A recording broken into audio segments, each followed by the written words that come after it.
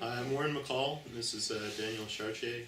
We're both NDP MLAs in Saskatchewan, and this is our contribution to trying to make sure that it gets better.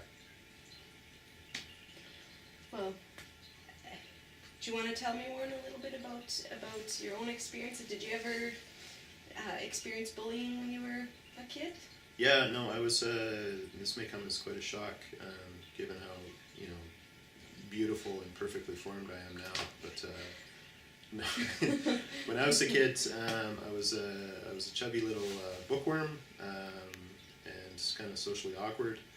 And grew up in a family that wasn't poor but didn't have a whole lot of money, but had a lot of great hand-me-downs and drank powdered milk, and we're also a fairly religious family. So there was, when I was a kid, there were no end of things to tease me or bully me about. Do you remember any examples, or what would that look like? Oh, just every now and then your friends would. It seemed to sort of move in cycles, and I had a good group of friends, but every now and then you get put on the outside looking in.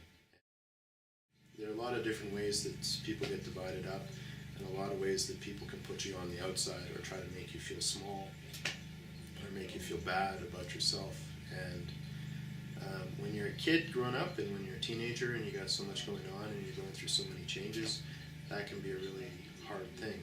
And I guess why I want to participate in this is that one of the most tragic things that I think can happen is that you can have kids go through getting bullied or being put down or being hurt, and they see no way around that, and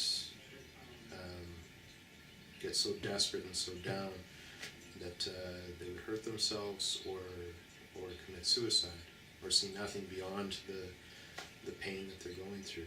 And I guess I'm here to say, I've been very fortunate in my life, but I know something of what it's like to be, to have people to try and put you on the outside and make you feel small and make you feel like you're not worth it.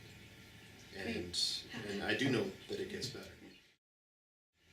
Well, I come from a big family. I'm the youngest of 7 kids. And I too come from a family where there was no shortage of love or support, but I grew up feeling always a little bit on the outside. I did well in school, I did well in sports, and so by all accounts you think life would be great, but I always felt just a little bit different, or it took me a long time to find my peeps. I didn't have. I had friends, but I still always felt a little bit on the outside. But today I've got a 14-year-old, and so how do you respond when you see your kids going through things that remind you of those hard times when you were a kid?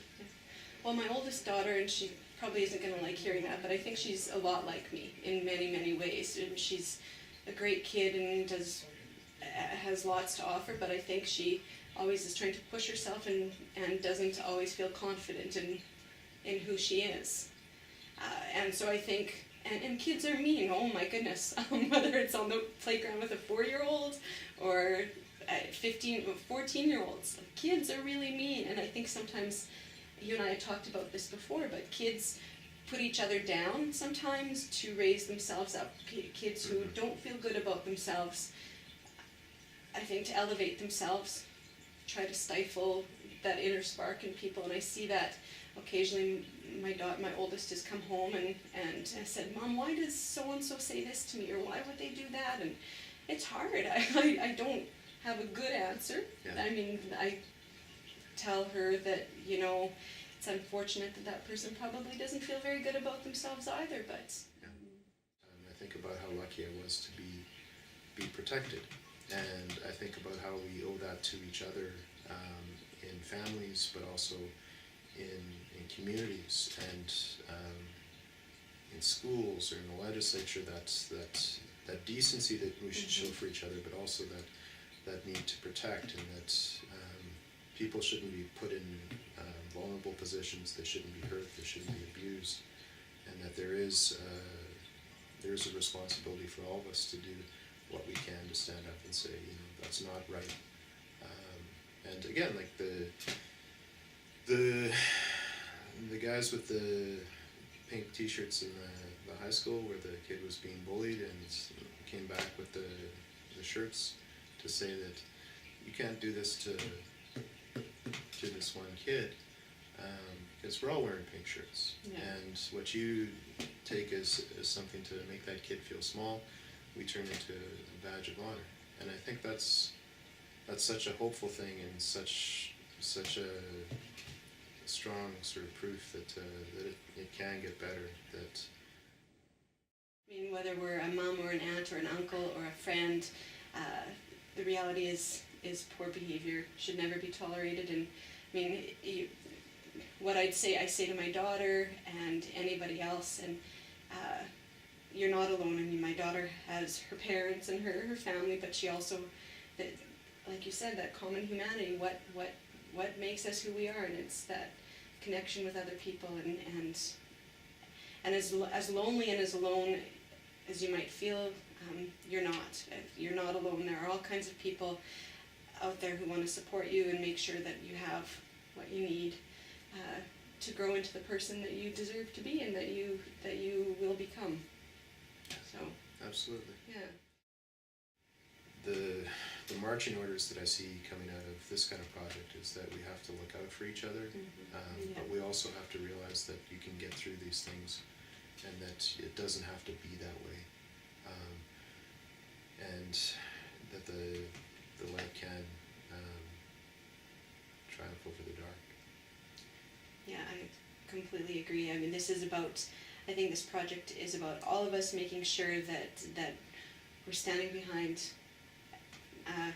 young folks who are experiencing things that nobody should have to experience. It's about solidarity and standing together, but it's also, I mean, that message to kids that, you know what, you are so worth it and worthwhile, and it does get better, even in that darkest hour.